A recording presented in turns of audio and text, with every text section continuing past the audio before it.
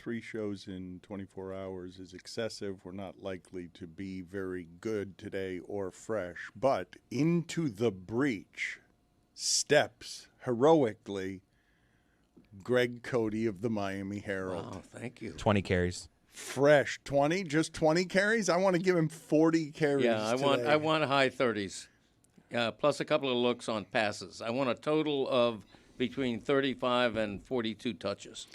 Keep asking for the ball in the post. We will deliver it. Do you have any thoughts on a live stream you were not a part of last night as we were celebrating things locally and ended up blowing up in all of our faces, mine most of all? Yeah, for sure. Lebedjinks. The first comment would be the spectacular choke job by all 3 teams, right? I don't have to go over the litany, but the Panthers blow the game with 20 seconds to play. The Marlins make Clayton McBlau And Dan. It's just ridiculous. And then the Heat, of course, lose by 100 points. So it's fun to me that you guys were celebrating the mediocrity of all 3 of those teams, really, because the Panthers are out of the playoffs. The Heat are unlikely to make the playoffs. And the Marlins, off to a good start against the 2 worst teams on the planet, are going to come back down to earth and be mediocre as always. So I just thought the whole premise of last night was kind of funny to me.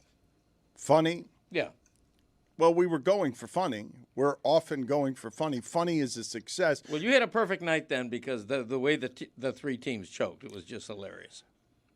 Zaslow, do you believe that we will be carried today by Dan Le Batard and McBlau and a couple of other puns like he's so like good that? with names. Yeah. So thank you. Do you think, because that's 2 carries right now for negative 3 yards? Whoa, Le Batard. You got to stay committed. You do. That's fine. We're gonna keep. We're They gonna. got a good D tackle in the A gap though. We're gonna run Push the the ball. center back. We are committed to the run. We are going to continue. Get him to on an outside zone. Hand him the football. Thank you. Lebedjinks is in the family of when I used to refer to you as Le Batardy when you were late for something. Whoa, I didn't know where we were going with that. He did break out Le Batardy when I was 10 minutes late That for is something good. one time. Le Batardy's good. Lebedjinks less good. McBlau less good than that. Well, you got to go Clayton McBlau. You can't just go McBlau. He's right about that. Yeah, thank you. Zaslow, what are your thoughts about the 2 carries so far? What are we doing on 3rd and 13? I'm willing to be committed to the running game. Thank you. This is a good start. Purdue was a number 1 seed as Kirk Cousins look like J.C. Penney. Looks like it's back, Jack. It's bracket time, so make a chart.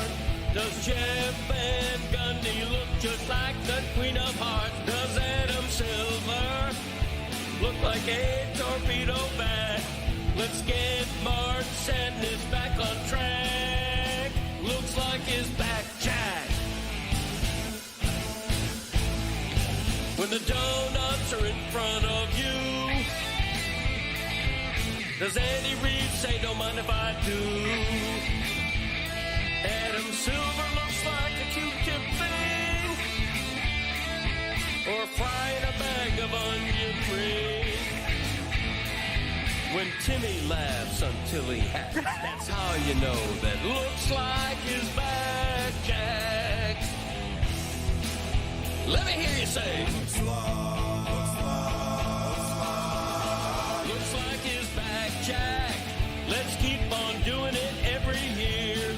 So Ed Burke says, Mr. Bond, welcome to Tangier. Jeff Fisher looks like shotgunning beers at a NASCAR track.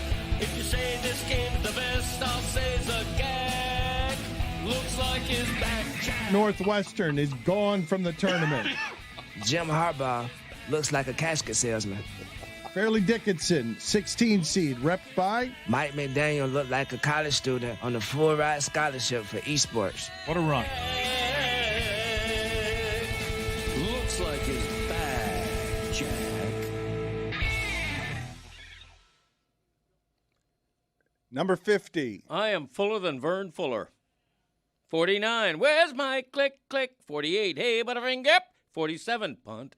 46. Scranton. 45. I'm busy in a one-arm paper hanger. 44. Georgia. Georgia. 43, I'm the kind of guy that 42, ball on the jack. 41, hey, hey, we're the monkeys, baby. 40, thank you, Billy. 39, I love him like a pet. 38, who made it a salad? 37, we're rolling now, huh? 36, your brain beating me. 35, let's go States. 34, driver comfort is paramount. 33, dummy up, save up. 32, catch as catch can. 31, doesn't make it right. 30, so on and so forth.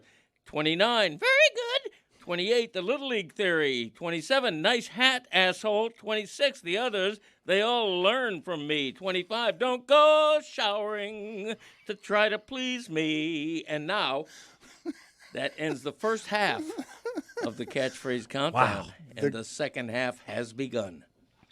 The Greg Cody Show featuring Greg Cody is the podcast. If you want updated and exclusive and before we have it catchphrases, the Greg Cody Show featuring Greg Cody is the exclusive home of such things. But we make it slightly less exclusive when he comes in and shares some of them with us. So are we on in the podcast number 24 and number 23? Yes, correct. All right. So you're willing to share those here because they've already been released earlier this week? Yeah, it's not an ideal situation, but I would do it for the show. Okay, thank you for sharing with us 2 days later something that had been embargoed because it's proprietary and exclusive to you, and you like your best things to appear on your show, not our show. Who wouldn't?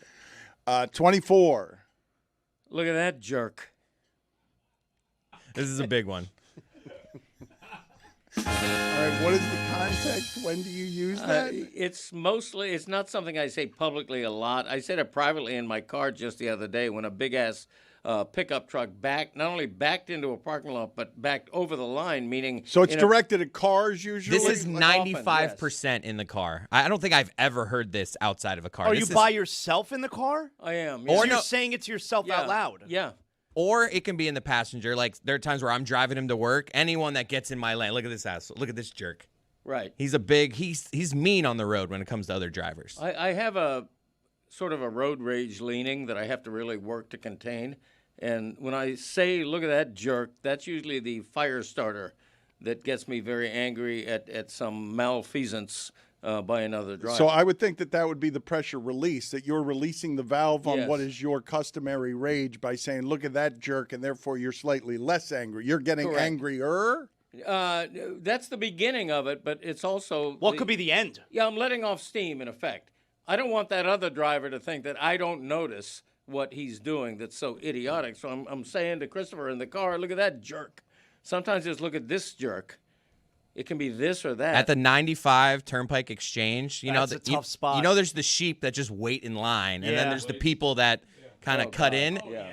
That's the like. No, I catch someone slipping. My dad is a sheep. He gets in the back of the line and just goes car by car. And if anybody gets in, it's look at this jerk. No, but I also I kiss the bumper of the guy ahead of me so that I'm not the sap who you cut in front of. You know, you're not letting me catch you slipping. Right. You can cut behind me because that's the other guy's responsibility. You cleared your throat into the microphone. That is still a fine around here, so that you owe $5. I'm sorry to do that to you, but it's a universal fine at the fine bucket. Yeah, it's a fine, and it's presented by Moneyline. Download the Moneyline app or visit moneyline.com to learn more. Moneyline, make money easy. Dad, where's your cash? It's in my wallet. Where's your wallet? It's in the bag there. Where's your bag? Right now you want it? Yeah, well, yeah, because we don't want to forget, and you have a habit of leaving here without paying your fines. Hal Habib. That is a joke about a Miami Herald. That is a Miami Herald editor from our 80s named Hal Habib, who then became a Palm Beach Post reporter on sports, and he just made the joke Hal Habit. He's important in my life because he is the only living witness to when I actually did kick a 50-yard field Nobody goal. believes you at all, and I Hal will. witnessed it. We had him on the Greg Cody show, and he was unsure. He said it may have been 40 yards. He doesn't remember, but he's sure it wasn't 50. Hal Habit was sure. Liar. He was your witness and your notary, and now you're calling him a liar. No, I'm calling you a liar for doubting that he doubted me. He did doubt you. He was on our show. We all listened to him. He's got 6 carries for -4 yards so Oh, far no, today. no. He's at 7 yards a clip right now. Thank you. Wearing the defense down. He's going to pull away for 40. Now, here. we are in the Damn first right. 15 script here, so he's supposed to do well here. I have follow-up questions on look at this jerk. Or that jerk. When Yeah, or is that's it my question. or is it Yes. simply thought? Sometimes both, but generally it's said out loud. Sometimes in a murmur. Is it ever said without being thought? Because you said sometimes both. I mean, sometimes I think it and don't say it aloud. You know how that goes. Look at that jerk. I'm thinking to myself. And what sometimes will follow that? Like you'll say it, but does it ever escalate? I generally say asshole after that. And there's always like, if the car can see him, there's a hand gesture. That's what I'm saying. It's a very yeah, dismissive. Yeah. But Yeah. that's the end of the rage. You say you're road rage adjacent. That Right. the worst that it's ever gotten is a wave of the hand. Yeah, I don't instigate with a finger because I feel like this is kind of benign. And you time the wave with when your windows are passing, right? Oh, so they yeah. can see it. So they I can think see so, it. yeah. And another common thing, particularly if the perpetrator is in front of me. Lean back. I'll go like this. No, he is a big, like, I'm going to gesture to let you know that you're. He'll Matumbo finger you too. Well, of course, because there's so much annoying to observe. Sounds invasive. Number 23. It's like a packing house in here. There should be hams hanging from hooks. Now, this proves that he's just doing this as he goes. Because if you remember, this was said a few weeks ago on the show. He said it walking in when he was cold outside. So that just proves that he, in that moment, just inserted that into number 24. Do you have any fear that because he's making up Yes. this list as he goes along, he's not going to have 23 more? Definitely. No, here's the thing. I'm gonna reveal something that's a little inside baseball. I counted the number ones on my list. Like and I counted 17. So there are 17 ahead on this list that are prime Wagyu beef. 17 number ones. You've just confused everybody. Okay, there's 17 that are one quality or top 10 quality. So you have 17 number 1 seeds in Yes. your 50-team tournament. That's right. I'm like the women's NCAA. There's nothing but number 1 seeds left. Who made it the Shallot wasn't a number 1 seed. No, it was not, oddly enough. An excellent list, and we encourage you to check out the Greg Cody Show featuring Greg Cody, Thank you. where With- he keeps you up to date on the catchphrases that are being made up as he goes along. And much Sometimes written down because he just thinks of one on the way in after he has said it. Just so we're clear, you have 5 more entries, and then there are 17 Number 1 that are seeds. tied for the best. I wouldn't say tied for the best, but best quality. What? It's Elite. You had 17 number 1 seeds. Yeah, you've heard of the Elite 8? I've got the Elite 17. You said that you have 17 number one qualities. That suggests 17 number 1 seeds. That suggests that you have 17 worthy of any one of those. If they were your last one, we would all agree and say, yes, obviously that's a number 1. Well, the seed of the top 50 and the root methodology here was that early on, we had a list of like 75 or 80. Early on, I invited and allowed Christopher and Yeti to rank all of them with a 1, 2, or 3. 3 meaning, not very good. 1, great. How'd you feel 2, about that assignment? in between. It's one of those "What is my life" assignments. Well, how about this for What is Your Life? Your father today comes in here, sits in the chair, and says, why is my son dressed that way? It's a fair question. He looks like Puka Nakua's lawyer. That is the reason that we have dressed him like that. Okay. I don't believe that you have seen the photos that we have used on our show of Puka Nakua's lawyer that would indicate to you how much your son looks like that. Yeah. We will put that on the screen now for you, Oh, and yeah. you Okay, can I get you that. can see how great. obvious a replica that is. I have wasted enough time here. Go ahead and let me have it. I understand the Marlins fan base is very mad at me for everything I did last night. I was not only Dan Le Batard, but I was also McBlau. The Marlins should be allowed to execute you on the pitcher's mound before the game today. Okay. What you did is indescribable last night. I think we can describe it. Give us a second. Yeah. And I'm going to start the bidding. Get me first, because we have some clips from last night. And the one that I would like to start with is just the start of our live stream. Thank you for everyone who joined us. It was a lot of fun, even though we're losers and all the teams not only lost, but lost and choked. And basically, we ended the live stream right before two of them choked, and the Heat choked as soon as the game started. So just a disaster of a night. And also, Zaz, two-time championship broadcaster, just saying flatly the Heat are not going to make – they're not going to be in the playoffs. They're absolutely not going to be in the playoffs. They're going to finish 10th. That's where they are right now.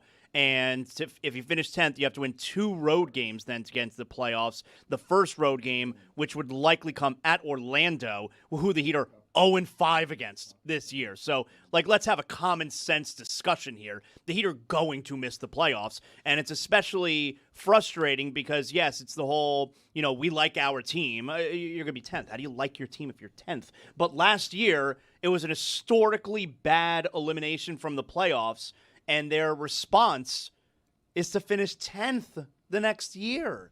It's so disappointing where this team is right now. While Giannis gives an interview in Milwaukee saying again to the local columnist that he is 100% on the idea that he might still be a Buck after this season, that he might re-sign. He's 100% on that. There's 100% possibility. It's not over is what he's saying. He's giving an interview in which he's saying this isn't over. He still cares how all of this stuff looks. It's 100% certain that he might.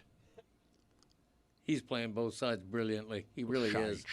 He's Brilliantly? He's playing everybody. He's playing the media. He's playing everybody. Who knows what he's saying in private to his agent? But how is this brilliant? He's there's damage to the Giannis brand. I think he's brilliant because he's not outwardly alienating his Milwaukee fan base in case he winds up going back. While behind everyone the scenes, he may be going, I want out of here. But everyone knows how he really feels. Yeah, we see past the facade of I don't want to be traded, but Shams says the only team that I want to be traded because they met me over in Greece was the Knicks, and all these different things. You're playing with our emotions. We know exactly what's going on. Yeah. You want to be the guy that has no ego. You want to be Mr. Humble, but on the other side, you're one of the best players in the world, and you're going to have the ego of I want to go be a champion somewhere else. Just say it. Just say it. Come out and say it. What can possibly change over the summer or even into next season? The Bucks still don't have the assets to drastically improve the teams that Giannis is happy. There isn't a whole lot of precedence for a player making a mess and then the team actually ends up fixing everything and the player's happy. The only one I could possibly think of was Kobe Bryant, all right? He created a mess. The team ended up fixing it, and, away we go. He finishes his career there. Nothing's going to change with Giannis. They're definitely going to trade him this summer. I want to put, though, in front of Greg Cody some of the things from last night, and I would like for you to tell me which of these things you believe to be the funniest. Now, we started the live stream last night with me making just a truly brutal mistake. Just to start the festivities on the evening, watch what happens here. And festivities they are. We will have a number of local people here that you care about to celebrate what's happening. The Marlins are starting right now, and there it is. The 7 infielder trick works, where you just put an infielder right behind second base. That's for highlights from the last game. That's a replay. We're playing the Reds. Okay, my bad. That was the last out. No, let's keep making fun of Chris, though. I did think that was the first It's a pitch. day game from Complete last game week. from Sandy. Wait a minute. The Chicago White Sox. I can't tell the that sun is out. I can't tell that it was a day game from the angle that they were Sandy showing was on there. the bump. Okay, so this is real. This is live right here, and Sandy is back on the bump here, and I will not be fooled again. For your perusal, but I think we have 4 better than that, and we will see how Greg Cody votes on this one. My father came in yesterday. Jeremy was the ham and cheese in-stadium announcer, and they decided to play a cup game. Is the New York game called 3-Card Monte? Is the shell game is called 3-Card Monte? Here is the cup game, but we've made a fatal flaw in its execution. So, Poppy will be shuffling these cups. Oh. Poppy, can you show us where the ball is? Here's the big bowl. Okay. There's the ball. Number 2. All right, are you ready to shuffle these around? I never Ready lose to this. shuffle. Where do we think the ball is, Frankie? Yeah, give away. He did it so fast. Let me Frankie. It's Hey, the fans, three. where do we think the ball is? 2. You said 2. It's clearly and obviously 3. I think it's 2. 2? Is it 2? That's incorrectly played. Yeah, so we didn't play that game right. We put the number on the cup. Yeah, that's You're sort never of miss your self-defeating. shot, golf, Beanie. Yeah, that, What an opportunity and also look at that for flea joy market at the mascot in the ballpark. background, Dan Hippo. Is that Dork? So we've got Jorge Sedano about 10 minutes into the conversation. He realizes something that Greg Cody did not realize. 10 minutes into the conversation, Jorge Sedano makes an observation about your son. That's a good example of the Marlins. They won't play a guy who's hit 3 home runs this season. It's like he's got the hot bat, but still sat 2 games in a row because it's a lefty. Wait, is Chris dressed like Puka Nakua's attorney? That's right. Wow. Attaboy. Good job, LA guy George. right there. Good job, George. Would have thought Bud Adams, but you nailed it. What? That is just tremendous. He loves it. That Sedano noticed that. Nailed it. But it took him 10 minutes until we were He was trying to find it. He's like, where have I seen that He works before? in L.A. He's been talking plenty of Puka Nakua. You realizing that 10 minutes in because he's been there, he's been staring at you. No, but I hadn't seen him. I hadn't seen him yet until then. I didn't realize what I saw him briefly. I didn't notice him until then. This right here is magic. My father, this might not be shocking to any of you, my father doesn't actually know the words to take me out to the ball game, but he thinks he does. And so stuff like this ends up happening. Poppy, what do you remember about that experience at... Lay out for the song. Reading the lines. I was reading the lines and I got confused. It's the wrong one. Ball game, take me out to the park. Buy me some peanuts and crackers, Jack. I don't want to be late for the game. It's an updated version. It's the remix. Out at the old bar. Wow. So good, man. And then the reason that lefty Jeremy Taché thinks the Marlins should have a promotion, I believe they'd sell out for this, of executing me live on the mound tonight because of the number of ways that I jinxed this game. This is how my evening ended. Bases loaded with 1 out and no outs doesn't mean anything anymore because there's so many strikeouts. Cue the grand slam.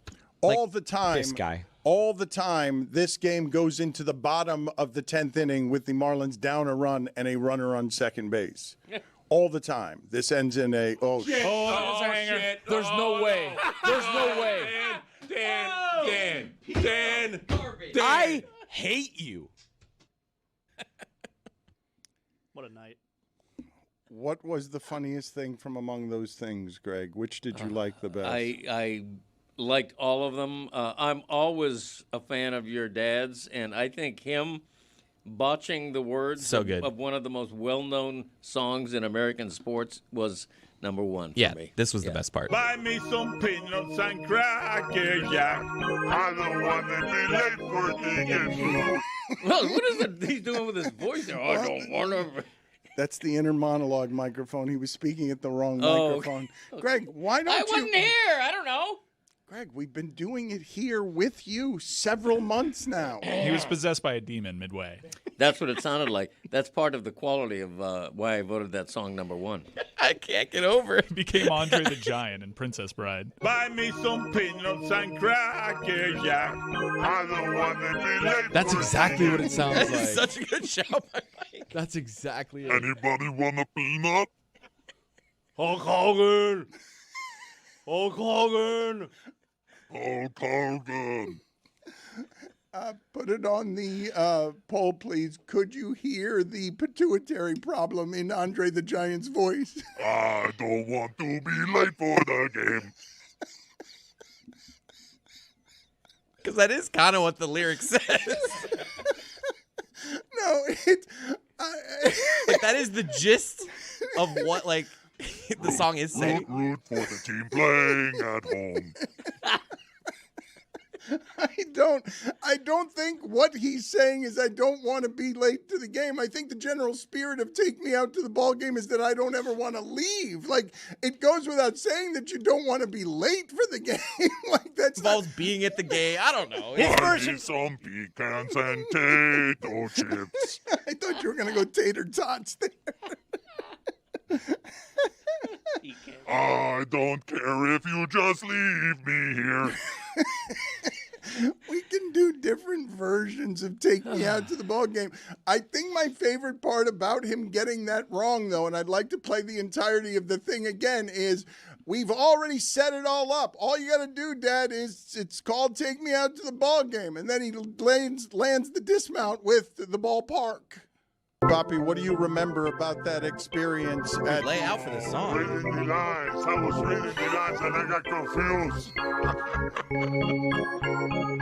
That's the wrong one. Ball game. Take me out to the park. Buy me some peanuts and Cracker Jack. I don't want to be late for the game. It's an updated version.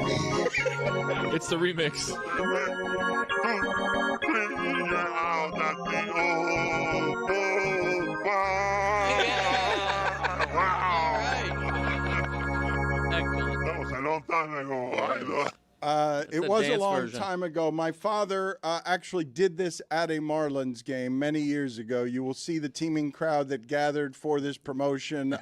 Let's see if he gets the words right here. I have not watched this or seen it in a long time. Keep an eye on his lips here, Zaslow, and tell me if at any point he's faking it or if in this particular version, because I don't remember if he got the words right here, he would have no reason to have memorized the song. Maybe he was reading it off the Jumbotron if he got the words right. Let's see what we've got here. Take me out to the ball game. Take me out with the crowd. Buy me some peanuts and Cracker Jack. I don't care if I never get back the mirror. Boo boo boo for the Marlins.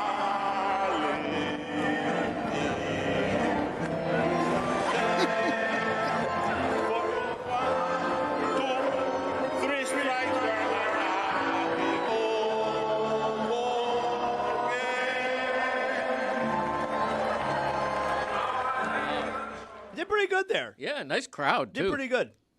I think there was 4 routes. There had to be 5,000 people there. Can you guys get me, please, the sound of Colorado Rocky Troy Wilson talking about Johnston? I'm sorry, Troy. Shows Johnston. how much we should take his comments seriously. Let's see what Troy Johnston, including yours. Let's see what Troy Johnston has to. Johnston or Johnson? Johnston. He played for the Marlins for several games. Let's 44 games. What he plays for the Rockies now, and the Rockies were in town last week.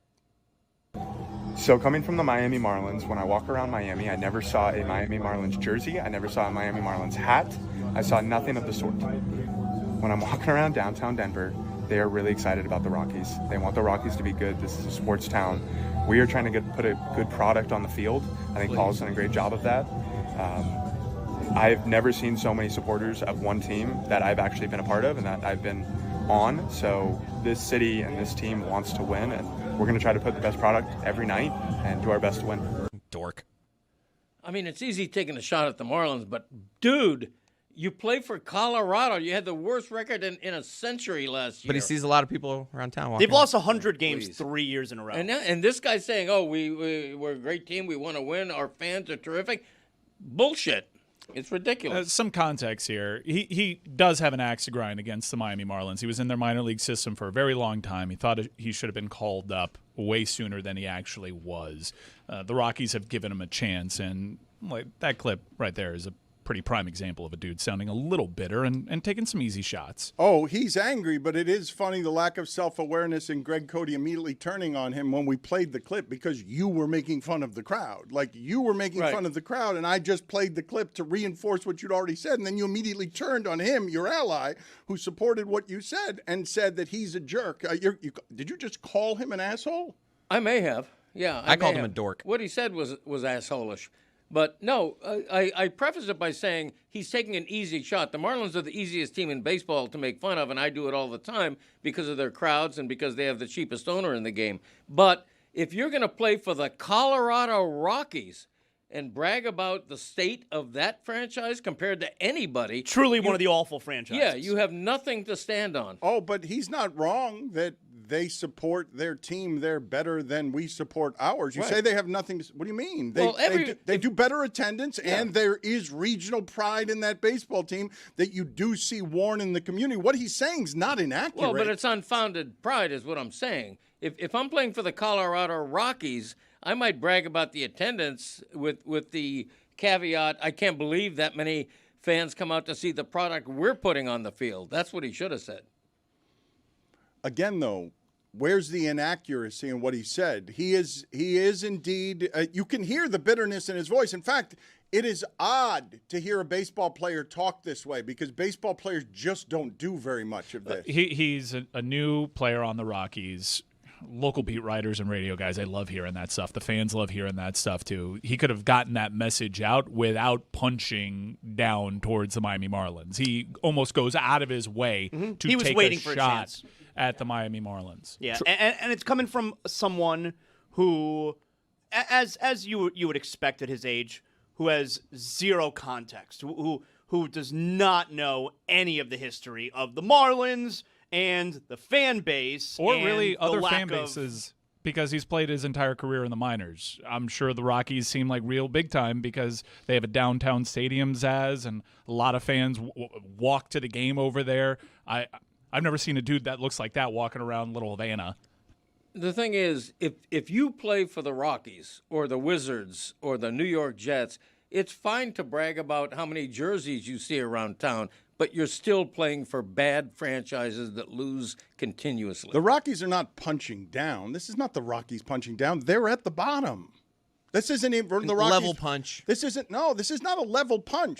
No. We're down there too, Dan. They're taking an easy shot. One franchise has won 2 championships. The other franchise has never won anything or played any meaningful games anyone remembers. I guess I'm framing it in the context of the discussion he's trying to have, which is better fandom. And, guys, we got to be honest about this. Right now, it's the Marlins and Rays in terms of people coming out to the ballpark. It's an easy argument, and the Rockies do draw better than the Marlins. So in that respect, it is punching down. They draw better while performing a good deal worse. Right. Can you give me, please, the number of times the Rockies have made the playoffs since entering the league in 1993? Right. 5. We're proving his point, though. 5 times. By saying, like, they don't have the on-field success, and yet the fans still come on out. You had Sandy on the bump, and I counted 37 people in right field. Let's talk about what happened last night for a second. Be rude. It was 3,700.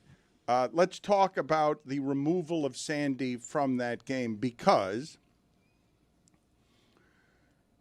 during the live stream last night, David Sampson was lamenting some of the computerization of baseball that leads to now so many specialists all over the place that the Marlins can have a guy hit a couple of home runs and then not play him in the next game because they're doing so many different matchups. And the amount of science around every pitch in that sport now, where the third and fourth time through a lineup, they're yanking pitchers because all of the arithmetic shows that when a pitcher has faced a lineup 2, 3, and 4 times, no matter who the pitcher is, things get vastly more perilous. And so baseball has figured out, get me a fresh arm that's still throwing 100 as opposed to the live arm starter who's at 91 pitches. It's one of the reasons that the complete game has largely died in baseball. But Sandy threw one last game and had the kind of stuff in this one to throw another one. He was at 90-plus pitches with 1 out in the 9th inning. He had just walked a man after a double, and they came and got him. And to my way of thinking, a pitcher of Sandy's excellence on this particular streak gets to decide whether he wants to be in that game or not at the end. You should not take that baseball from that kind of excellence. There aren't very many guys I would give that right in baseball, but if Scherzer's allowed to do it in the World Series, when Scherzer is at 40 years old and had an ERA of 5 for 2 seasons? If Scherzer's allowed to have the resume, Sandy in that spot with this nowhere team where he's the only excellent thing and you have to let him carry you the furthest. To me, I don't see what it is that anybody in the sport would object to if Sandy had been left in that game. 100%, and we're not playing the result here. I said, and I think many fans did, when you saw McCullough going to the mound to take him out at that time, you're immediately saying, what? That's so stupid. I hate it when you're a slave to analytics. You got to have a feel for the game. You got to have a respect and a faith in your guy. Sandy Alcantara, the way he's played in his first 3 starts is illuminating. It's by far the best thing about this early Marlins season. And to take him out, it wasn't just that the move proved terrible and exploded in their faces. At the time, it was just terrible. You can make the argument, though, that the Marlins have never had anybody better, maybe Cabrera, but never had anybody better than this person. Better at doing anything than this person. Miguel Cabrera. And I said that, but he's saying he's better. Also, no, I'm just saying sustained. He's better. I mentioned not in the that. conversation. Better. Okay. Sustained. Okay. It's been a long day, Dan. It's been a long day. You put him in the. You said in the conversation. Just look at that face. I said maybe Cabrera. Yes. It's not maybe. It's definitely. Okay. For what it's worth, Sandy won a Cy Young. Miguel Cabrera never finished higher than 5th in his time with the Marlins in terms of MVP. Triple crown. Okay. I'm going to mention. Not with I'm the going to Marlins. mention Stanton as well, but He did win an MVP with the Marlins. yes. The place that I have a problem with it last night, and I'm for analytics. I am. But it can't be the be-all, end-all. There does, especially in baseball, I think there needs to be a little bit of a feel for the game, a feel for the team. You could say whatever you want about Jack McKeon and the bird seeds, all right, sitting on his chest in the dugout, but Jack McKeon felt that Josh Beckett's going to be okay on short rest in Yankee Stadium in Game 6. And guess what? He pitched one of the greatest games in the history of the World Series, and the Marlins won the World Series. If he went with analytics there, Josh Beckett would not have started that game. But especially last night when, and I understand, 4 times through the lineup and the averages go up. Okay, the part that I have a problem with that kind of stat is, are we taking into account the analytics for 4 times through the lineup when it's the ace on the mound? Because I'm pretty sure those numbers are all encompassing for all starting pitchers. But how about if we're talking about one of the best 5 pitchers in all of baseball? What are the numbers then through the 4th time Let's in the go lineup? through some of Tommy Hutton's in his final season. Tommy Hutton is always a good voice for the fan. Tommy Hutton can get emotional, can get the chap to ask. Tommy Hutton, let me hear Tommy Hutton on this decision as it's happening. I know there are always questions about, okay, how you going to handle a pitcher? And Clayton's been asked this. I heard him ask this on a radio show. Well, what about September? How are you going to handle him when September? You know what? 8 or 10 more pitches right now to get out of this game isn't going to bother Sandy Alcantara in September at all. See, he's getting pissed off there, and now he's elevating. He's finding the words as he gets pissed off. Too many bad things happened after Sandy came out of the game. When you take a guy out, you got to make sure the guy you bring in has better stuff, or you have more confidence in him than the guy that's out there presently. Well, then you'll never take Sandy out. By that logic. But like what was I saying last night? You have the runners now, first and second. Who would you rather have on the mound? Sandy Alcantara or anybody in your bullpen? How is the answer not Sandy Alcantara? Sandy or anybody in the history of your franchise. How can the answer not be Sandy Alcantara? It's Sandy at 95 pitches. Like there he is a gave difference. up 1 hit in the inning. 1 hit. You give up 1 hit in a game that you're pitching a shutout for, the 3rd consecutive game because you give up a hit? All of a sudden we're in trouble here? Have a feel for your team. I would have kept Sandy in 2, but that's mostly because I hate giving a reliever an inning with runners on base. Either make that choice before the inning, which has nothing to do with the amount of pitches that you've thrown. If the premise is you're going the 4th time through the order and there's the potential to face Sal Stewart. Sal Stewart has the 4th highest OPS in the National League. The guy rakes. Local kid, by the way. Yeah. I know his brother. Really good. Really Beast good too. player. Hell Really of a good shooter, player. by the way. Good shooter. And playing at home. Like playing at home in front of his, home crowd, whatever. He'd only had one hit earlier in the game. I can understand the logic of, hey, we're going to face this team the fourth time through the order. Every single pitcher, no matter how great they are, fourth time through, if you're not a guy with a ton of strikeout stuff, which isn't Sandy's game. He's basically like when he's at his peak, Greg Maddux, but he throws 100 as opposed to, peppering at 93, 94. That's what makes him so elite. But being in that situation, you do have to have the feel to know where to go. And I understand Anthony Bender against a right-handed hitter. It makes sense logically. But to not ask Sandy, which is what he advocated for, which is if I'm pitching that well, you got to ask me before you take me out of that game. I can completely understand where Sandy's at. And every fan, every person in the organization would have been okay if you go down with the ship with Sandy. If they don't win, that's less than desirable.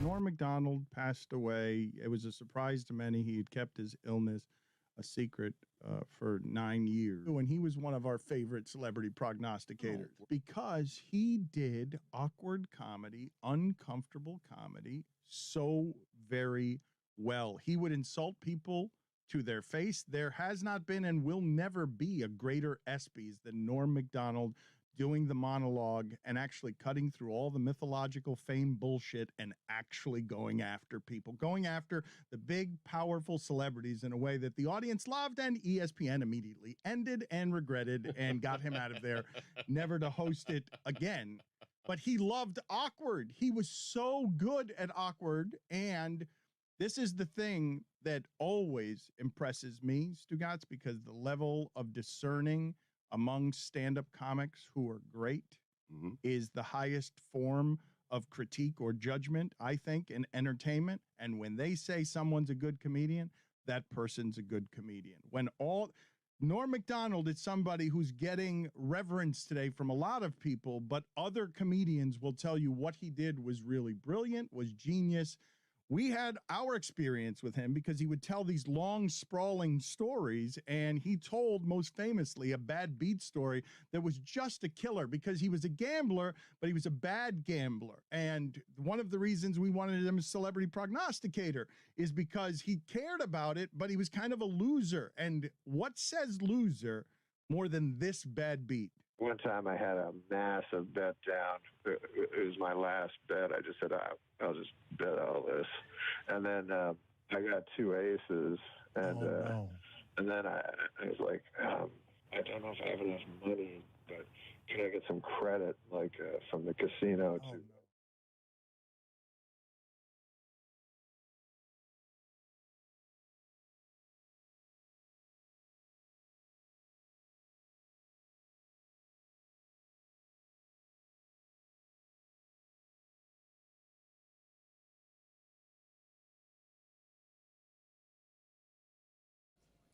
This episode of the Dan Le Batard Show is presented by DraftKings. DraftKings, the crown is yours. David Sampson said on Nothing Personal, and he's right about this, the Marlins will trade Sandy this season. That's a thing that's going to end up happening, and they're going to get something good for him, and it's going to be incredibly sad when that happens. Nick Wright is with us. He's the host of FS1's First Things First.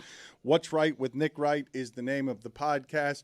And I can tell by looking at his face that he's in a demanding mood today. Can you see that? Can you look in his face? You can see that he's feeling demanding right now. A lot to discuss. Yeah, that's right. What is on your list of demands? Should I start with the shipping container? Custodians. The captain of the shipping container? Custodians. Listen, I demand Mike Ryan lay down his sword and say, I know it seemed hyperbolic, but when we see fresh off, being taken off the shelf, dusting the cobwebs off, LeBron joined Shea and Joker as the only guys all year to put up a 30 and 15, that maybe, just maybe, my LeBron can be an all-star as long as he wants to be was correct, and you need to lay down your sword, my friend. I demand either an apology or you to just say, Nick, you were right. I shouldn't have fought this war. Nick, when it comes to LeBron at age 41, you were mostly right. Outside of the 2 months that he was out. Well, he said he'll be an all-star at 50 is what he said. I said he could be an all-star at 50. I said he could easily play the Jason Kidd Mavericks role, and then somebody was like, yeah, but what does that mean? And then you're like, oh, wait, Jason Kidd was an all-star on the Mavericks, and maybe I undershot it. Because if after he can go from the best Swiss Army knife in the league to immediately, neck and neck with Shea and Joker for best offensive initiators out of nowhere, maybe I've undersold it. I just know that we are likely, sadly, not going to get an official verdict on this because it is unlikely LeBron plays another 9 years. So this is going to be a hypothetical debate for the entirety of it. So we're going to need, we're going to need people's judgment calls to decide who was right and who was wrong. And I'm simply saying right now, I have a 7-furlong lead in the race. That's all I'm saying. You are doing pretty well at age 41. However, this was a discussion to the age of 50, and I think calling it after one season, I don't think anybody anticipated the wheels falling off at 41, but you're looking good. 9 more years to go. You don't think anybody anticipated the wheels falling off at 41? Your fearless leader was calling the wheels falling off at 33. Well, he got voted into the All-Star game. Okay, all right. So I am not going to get that demand. That demand's not going to be met. You're trending in the right direction. Thank you, appreciate that. I will gladly admit that I'm wrong. I think it's foolish to call this race after 1 year when we were talking about a 9-year contest. The race. I'm not calling the race. I'm simply saying that it will be less embarrassing for you the earlier you admit defeat. You're not calling the race. You're just simply demanding an apology year one into a correct. 9-year project. That's right. That is correct. That what is other demands do you have on your demanding face? I have a demand of Adam Silver. And this is the following sentence is something I never thought I would utter about any human being in any circumstance whatsoever. But I think Adam Silver needs to take a page out of Donald Trump's book. Just make an executive order. Adam Silver today should come out and levy a $50 million fine against the Kings and say, fight me in court. And today say, by the way, this year, we'll address it in the offseason, but this year and this year only until we address it in the offseason, 65-game rules off. Because what's about to happen is the Spurs are going to be locked into the 2 seed in about 36 hours. They're going to have no reason whatsoever to play Wemby through his bruised ribs. And they're going to have this outrageous choice to make of, do we have Wemby hobble out there for 20 minutes so he can win Defensive Player of the Year and show up on MVP ballots and be first-team All-NBA, or do we forfeit that? Luka's got to appeal about, hey, I had a kid born halfway around the world. All of it. And that would, listen, fining the Kings for what they did last night, certainly the owners would be upset. The 65-game thing, absolutely no one would be upset. But Adam Silver, I think, is a little too lawyerly. And so that's not really the way he does business. But the tanking is as bad as ever. The players are getting banged up as much as ever. And we're about to have a farce of an All-NBA ballot, Defensive Player of the Year ballot, MVP ballot, if these guys aren't eligible. I don't know why Adam Silver doesn't just come out and say, this year it's off. Because he's a nothing. And if you think, what? Because he's a nothing, Adam Silver. Oh. He does nothing. What does he do, Nick? I'm agreeing with you. You're right. He does nothing. It's a little, calling him a nothing is maybe a little stretch. I'm fine with saying LeBron be an all-star at 50. Calling the commissioner of the NBA a nothing is maybe a bridge too far for your old buddy Nick Wright. But I do think he does not appear to be a wartime consigliere, and I'm not sure if he recognizes right now the NBA needs that. And the Wemby thing is, like, what is... I care greatly and deeply about the history of this league and about going back and making lists and all of these things. And this season is going to be a joke in the record books if Luka and Wemby and Cade Cunningham's seasons, are basically vacated from the year. It'll be a joke. Again, Nick, I agree with pretty much everything you're saying, but wasn't the 65-game rule collectively bargained? Like, the players didn't. No, that's what I'm saying. Correct. The players are to blame for this existing as well, but the players by edict can't get rid of it. And so that's why I'm saying, if I were advising Adam Silver, I would tell him, hold a press conference and say, guys, when the media gets their ballots, we're putting everyone on. And if folks want to file a grievance or sue me, we'll deal with that, over the course of the next few months. Obviously, this has been a misstep, and in the offseason, we will collectively bargain a solution.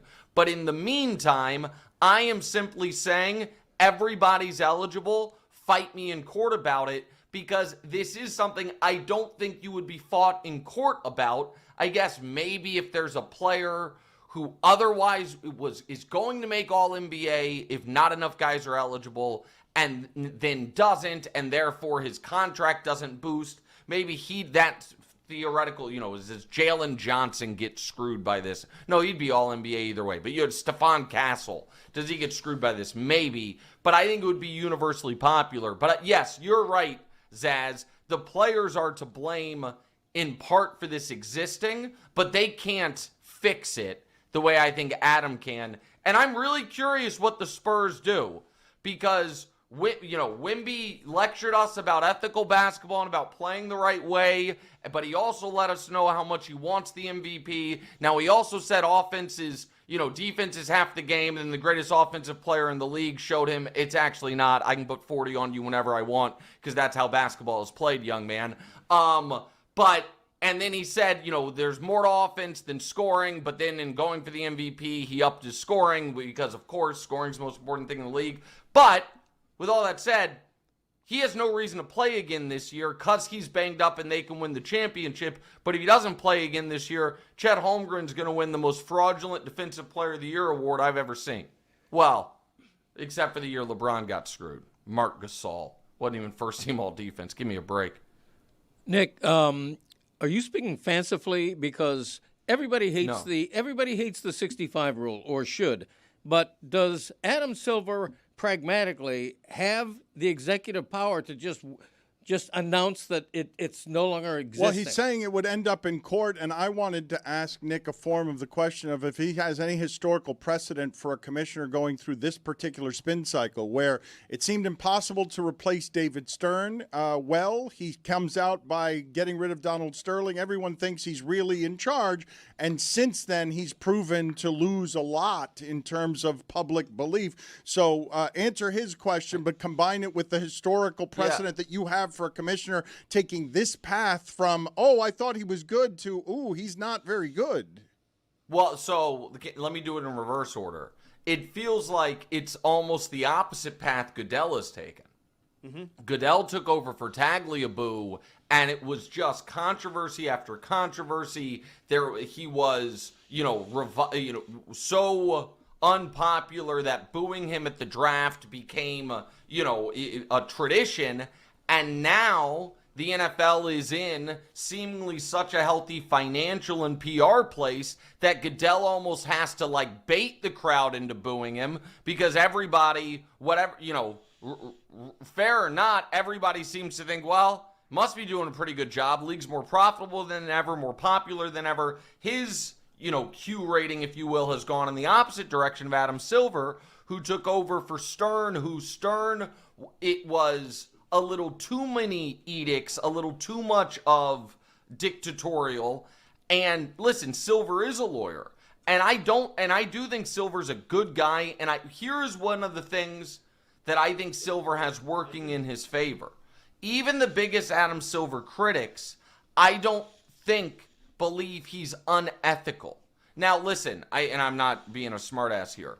Maybe Pablo and the aspiration story has made some people feel, put that into question. I don't put Adam Silver's ethics into question. And I think if he's simply, Greg, you're right in asking the question, can he do this? But that's almost why I mentioned, somewhat tongue-in-cheek, the Trump piece of it. Because what we have learned on things that really, actually, the U.S. government and checks and balances is, for certain things, you can do whatever you say you can do. And I just don't, I think if Adam Silver came out and said, hey, the voters are getting ballots, they are electronic ballots, the person that's sending them out is putting every single player in the league's name on that ballot, or we're lowering the 65 games to 60 for this year for extreme, act of God, extreme extenuating circumstances. All those names are showing up on ballots. Voters are going to vote. We're going to have an award ceremony. I'm going to hand out trophies. There's going to be on NBA.com a first team, second team, third team All-NBA. And if in 5 months in court, all of a sudden they're saying, I can't, all right, well, it already happened. And so I don't think there would be massive pushback about that. I don't know who the aggrieved parties of seeing Cade Cunningham and Wemby and Luka get their just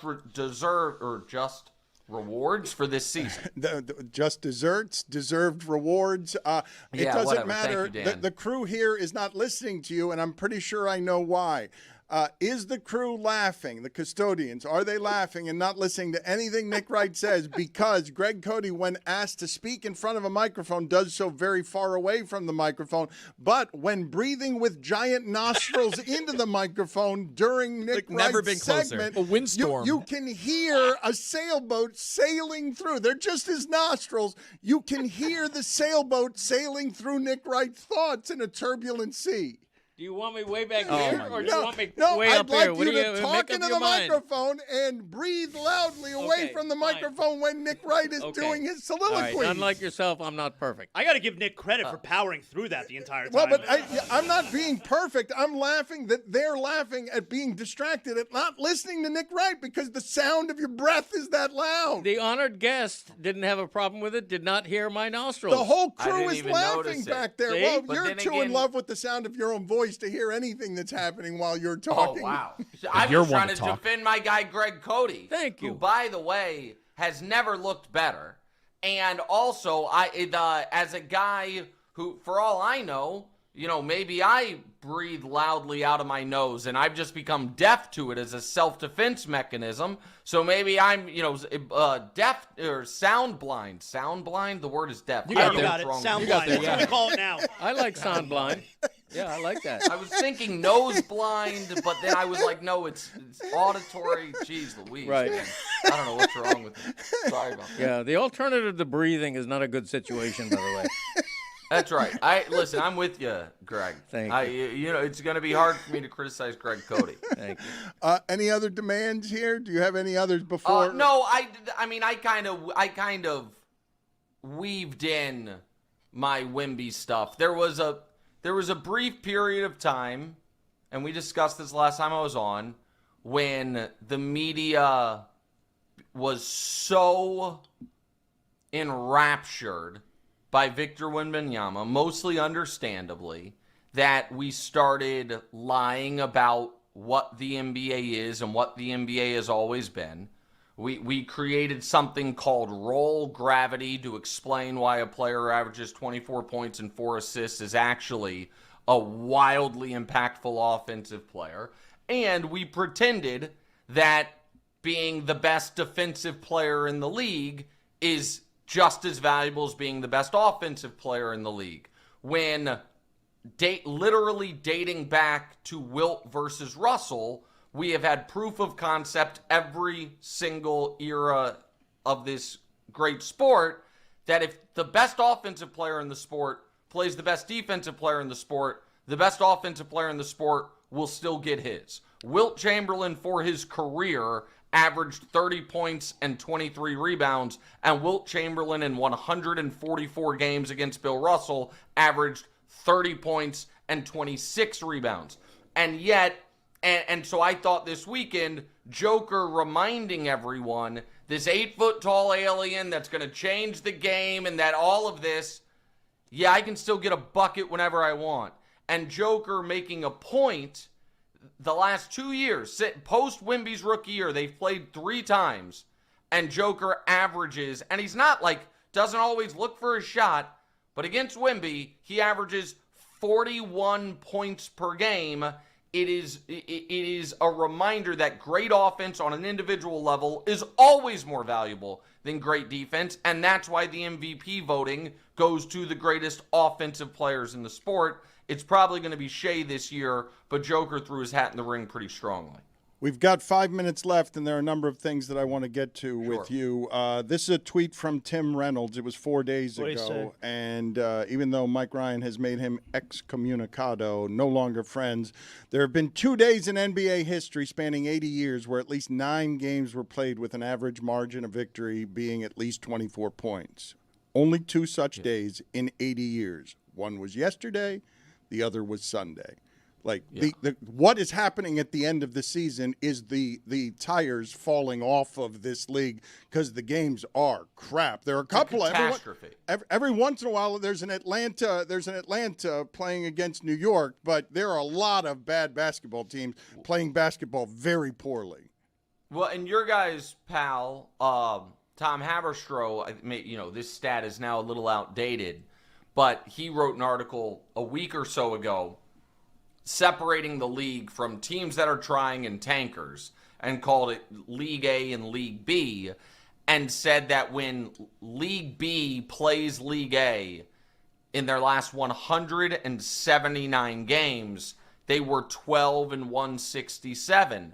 And that again circles back, I think, to some of the Adam Silver stuff, which is, sadly, this is one of the 3 biggest stories of this NBA season are the ascent of Wemby, an all-time MVP race, and this disgrace of a third of the league actively not trying to win. You can rank them however you want, and I think the only way, I know they're like, hey, we're going to flatten the odds, we're going to do this, all of these very complex or convoluted ways to fix the lottery. But the other way, the more direct way in the meantime, is to harshly and severely financially punish ownership. And I thought what the Kings did last night, I've never seen anything like it. I didn't understand it. Like, you're fouling Seth Curry. We used to always say the way tanking worked was teams could tank, but once the game started, players would try to win. You could just put out bad players and bad lineups, all those things. That ain't the case anymore. It's actively making sure at the end of these games you lose, and that is obviously untenable for a professional league. I'm going to try this again less subtly. We have now 1 minute left and a number of things that I want to get to with you. Oh, your best thoughts on Michael Malone. Go 5 extra minutes. Go into overtime. Your best thoughts on Michael Malone, please. I think that the best college jobs are better than the best NBA jobs at this point. And it seems he was going to get an NBA job, but a long-time NBA coach now is 5 years. You win a championship, you get popped. So I think you'd rather go to college. That quick enough for you? Yeah, and I have a follow-up, though.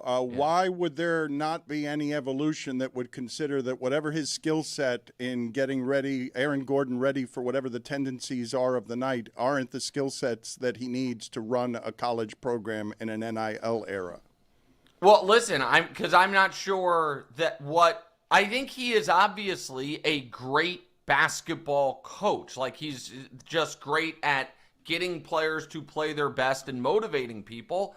And I think the NIL era might make those skills more transferable because it's less about being the slick recruiter and more about the GM or the brand of your school acquires the talent and you get the most out of them.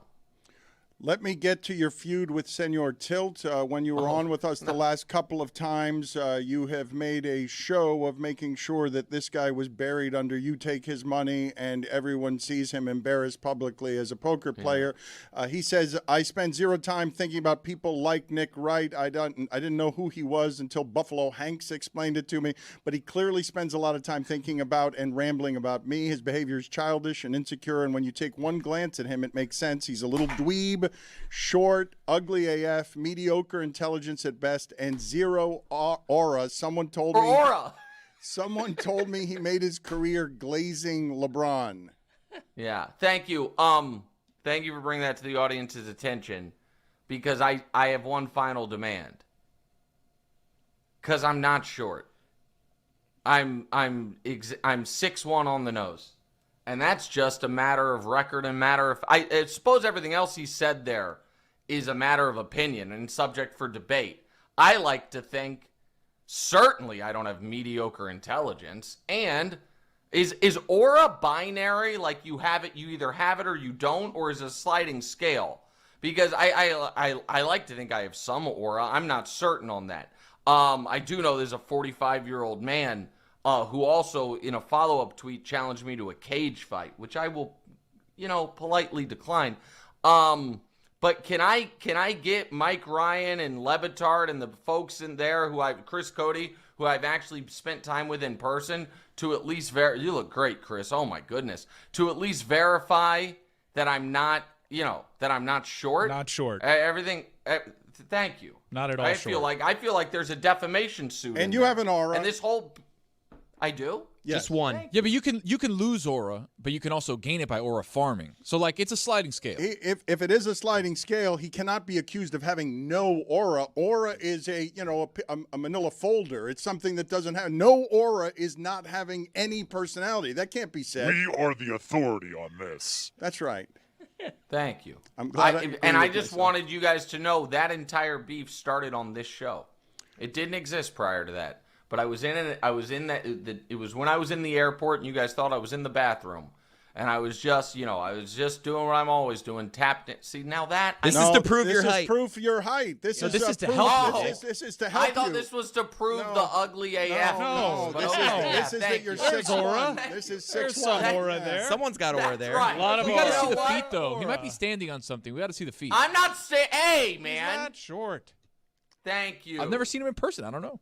He's not Portnoy standing on his tippy toes for pictures. I don't see the feet there. You happy, Dan? You got him in a fight with Senor Tilt. That's He another got job him. well He done. got him in a fight with Senor Tilt. No, I did it, but I did it, to serve your great audience. Oh, can I tell you one other thing, and then I will go?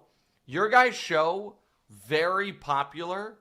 I spent a few days in the Bahamas for my daughter's spring break. Your guys' show, very popular there. Of the not the tourists, the Bahamians, the people working at the airport and the resort or whatever it is. A lot of love you on Le Batard. So shout out to you guys for having that area of the world really on lockdown. I like that. He is the host of Baja Mar. We got a couple looks at the Baja Mar when I went. He's the host of. It's gorgeous, and I'll stay there if you ever want to go, Tony. I think I'm gonna have free rooms for a bit because funny fact about casinos. If you're first time gambling with them, you leave enough money there, they'll invite you back forever. So, yeah, Tony, maybe you and me spend a weekend down there, buddy. I don't care what he's the host of. See you later, Nick. Bye. See ya. I saw Chris Cody searching the sound system to find sound of the nostrils. It sounds blind. It's sounds of the nostrils of Greg Cody breathing, and he doesn't feel confident that the sound is good enough. But I will tell you, won't do it justice because there were some good ones. Oh, but yet it's not might. recorded. I wasn't It's not recorded. Imagine that. It's hard for me to preview stuff with like the show. All right, going let's on. try it. Now we have to try it. He doesn't have a great deal of confidence in this, but let's listen to the Nick Wright sound and see if Greg Cody's giant nostrils are distracting and disorienting. You hear Nick talking, and on the back end, you hear the breath. Whatever, Wow. You can hear it. helium. You can hear Say that again. Play that again. whatever, Sounds deaf. Sounds blind. Oh, whatever, please. You just did that. No, I'm trying to like. That's what you're listening for. At the end. whatever, It's nothing. It happened like 4 consecutive times. Just let him live. Thank Quite literally, let him live. I wanted to ask you guys a question that I think is interesting as I see the Steelers, after 20 straight years of winning, one of the landmark franchises anywhere in American sports.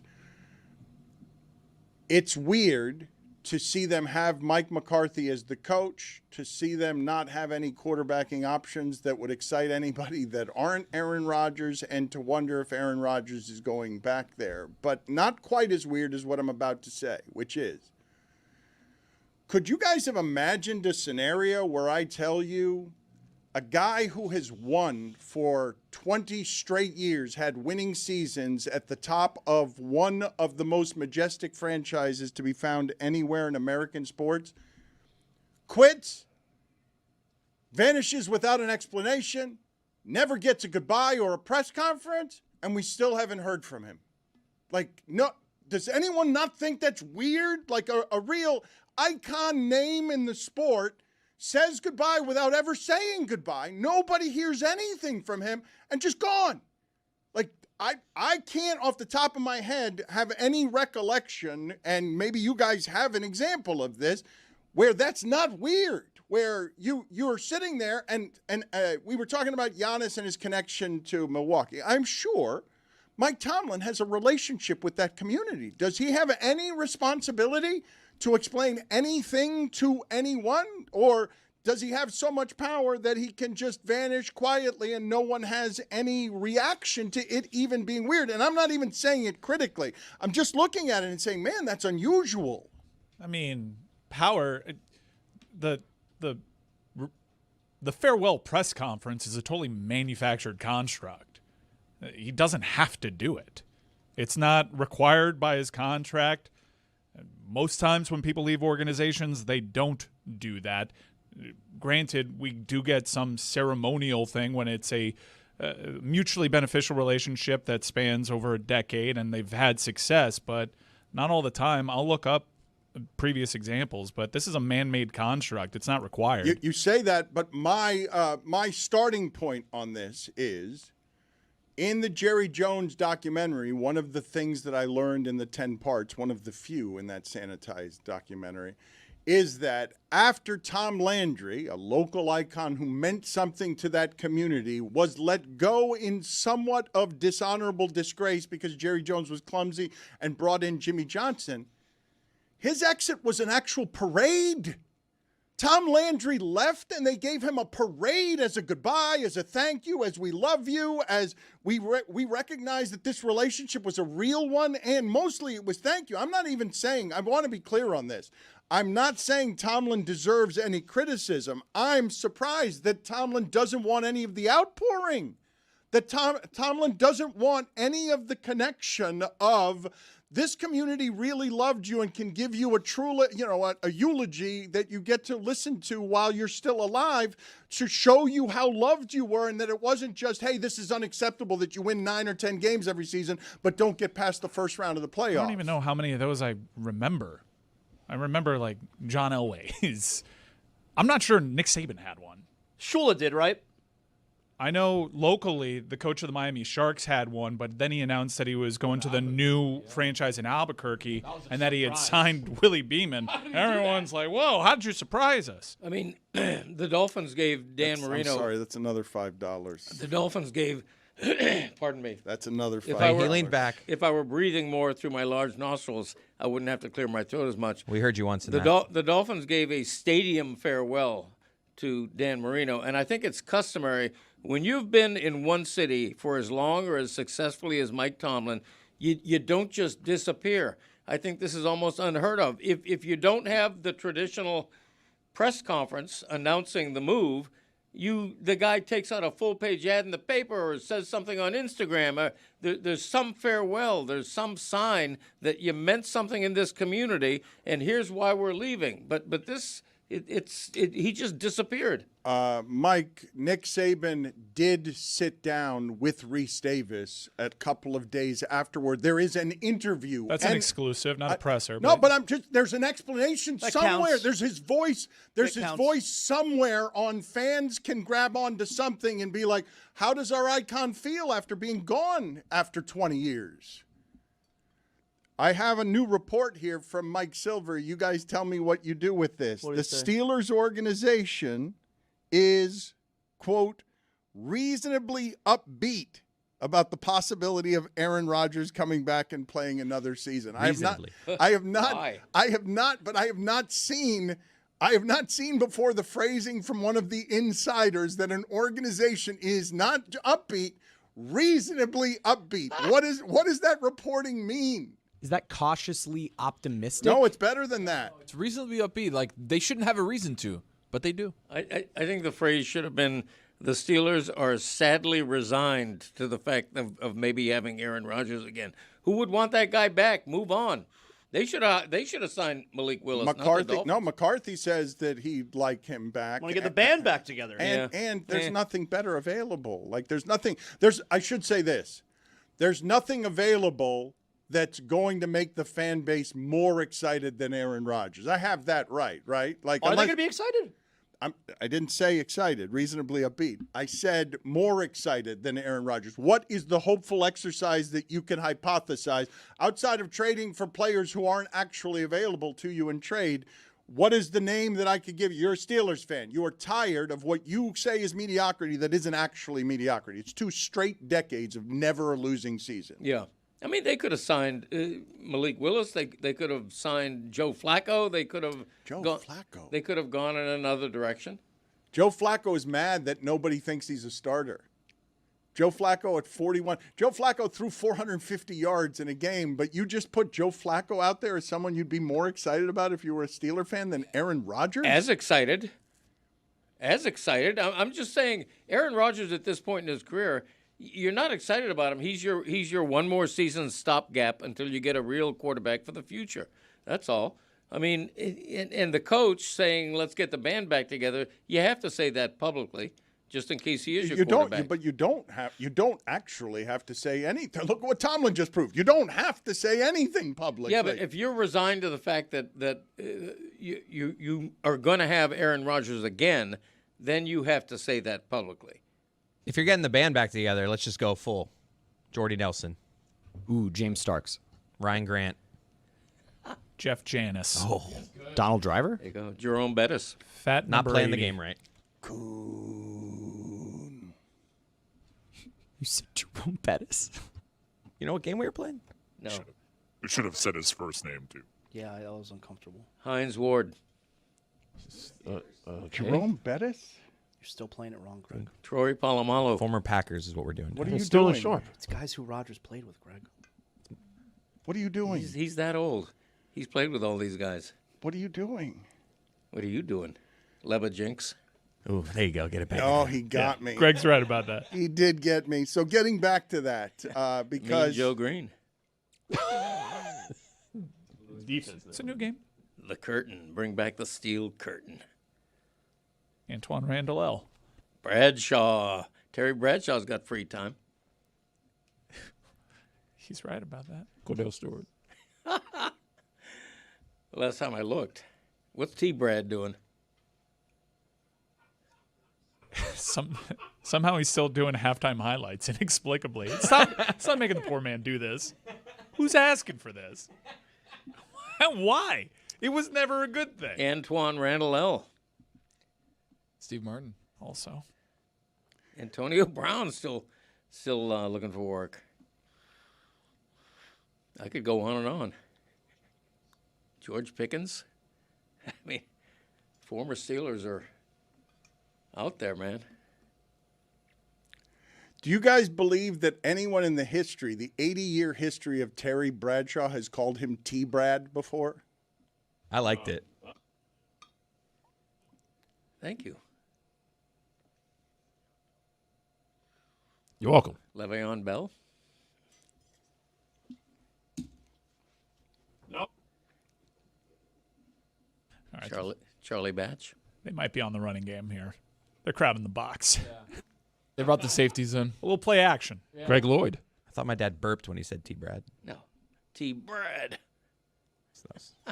Will that be on the countdown? No, and you know it. You'd probably put the burps all together as one. Just my burps. Brad. Right. That'll be a suite of burps because there are 4 main Right, ones. there's a few. Right. Could you explain them? No. There's no, yike! No. Oh, you're giving away all my I'm going good through material. the burps. What? There's Brad. There's yike. Right. And then there's Sassafras. ass wipe. Yeah, sassafras. Anyway. Sassafras not a burp. That's just a different saying. Yeah, that's true. It's almost... Sassafras is when he can't figure something out, and he's just like, sassafras. Yeah, that's a good point. Not a burp at all. Right. Why'd you say sassafras? I don't know. 20 more carries?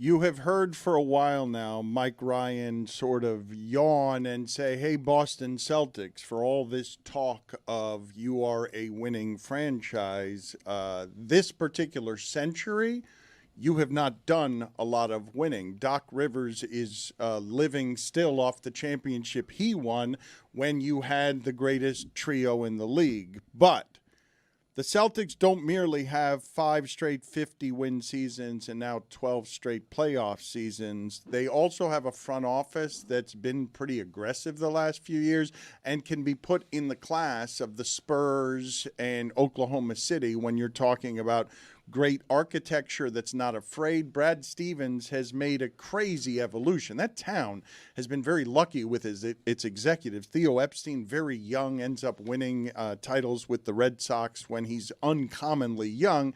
And Brad Stevens makes the journey from an unusual journey at his age from you could have been coaching all of this, but you decided to oversee it when you could be the beneficiary of everything that's happening here as the coach, but you wanted to be in the front office. And now Sam Amick is reporting they're interested in Giannis, and they are known to have interest and are seen in leagues circles as possible suitors.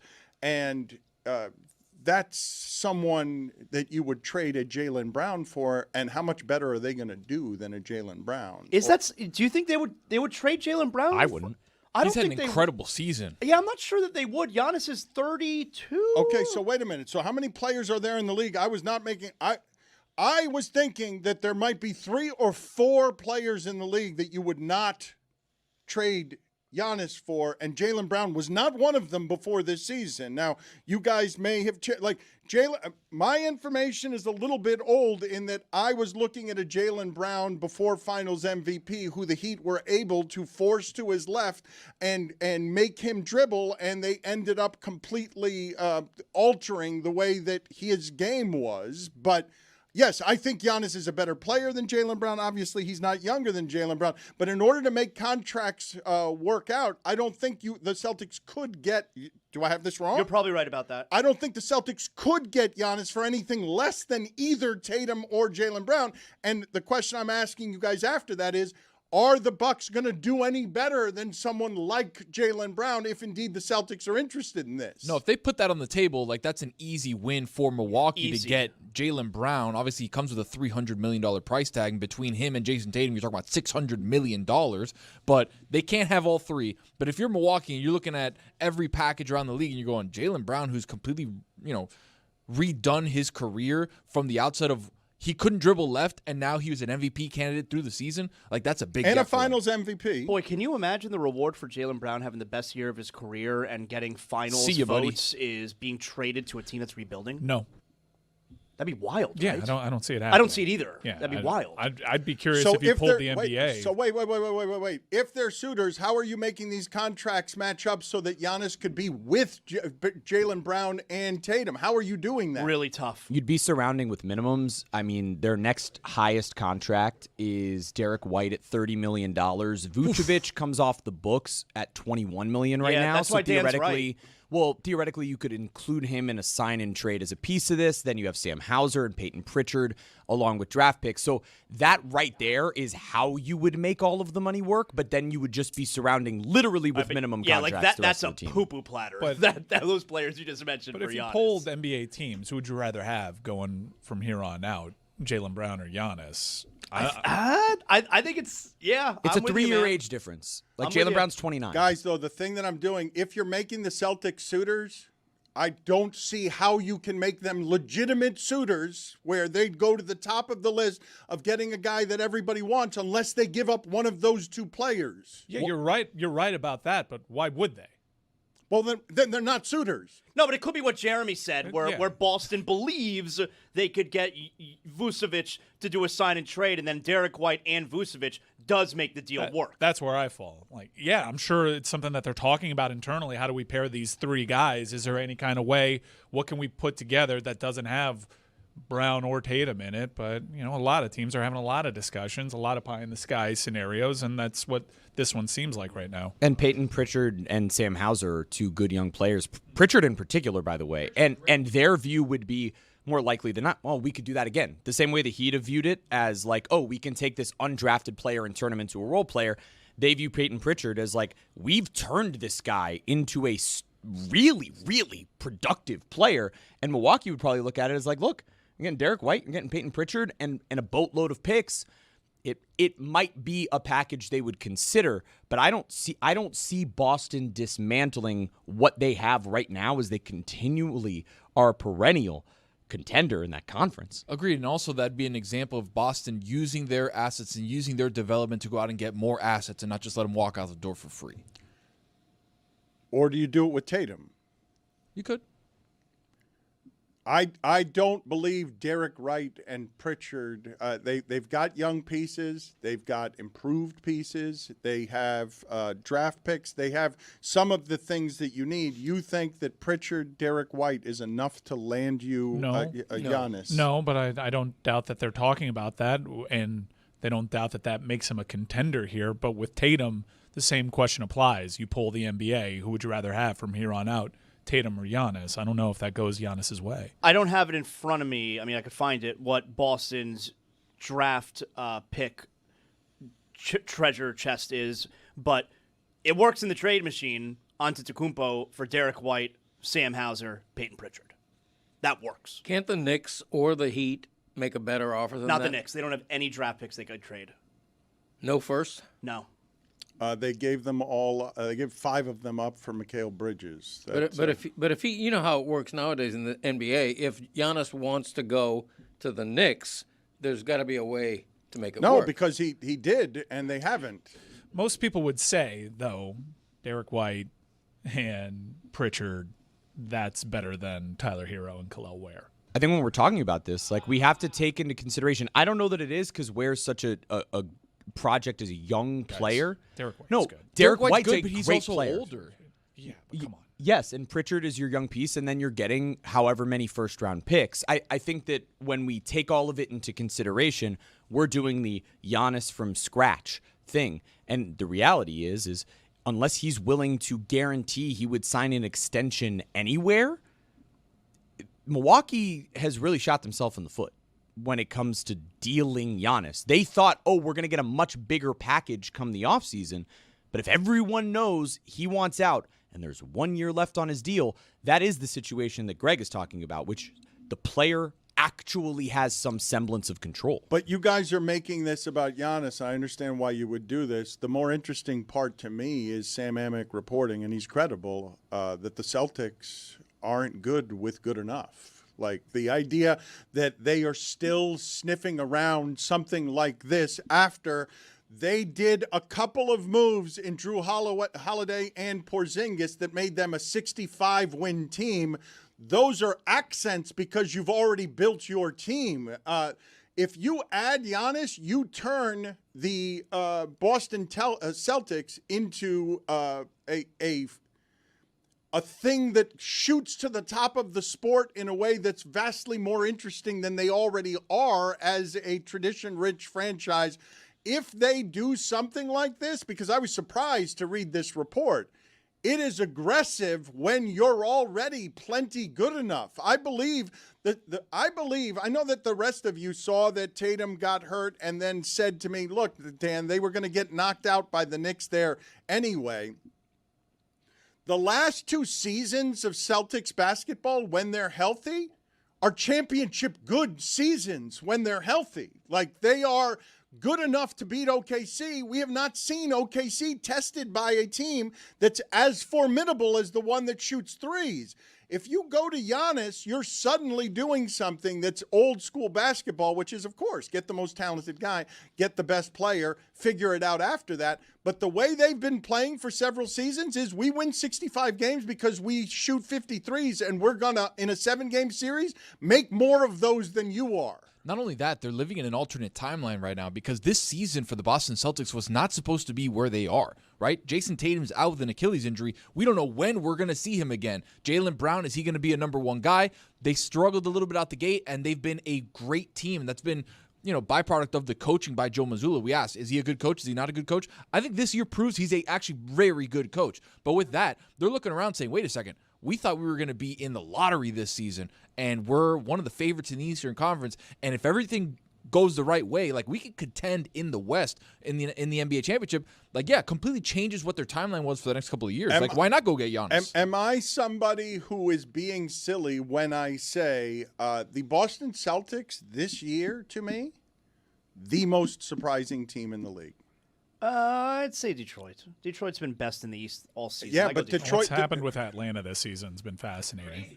Both good choices, and you're both right. But Detroit was plenty good last season, and this is kind of how a young team improves.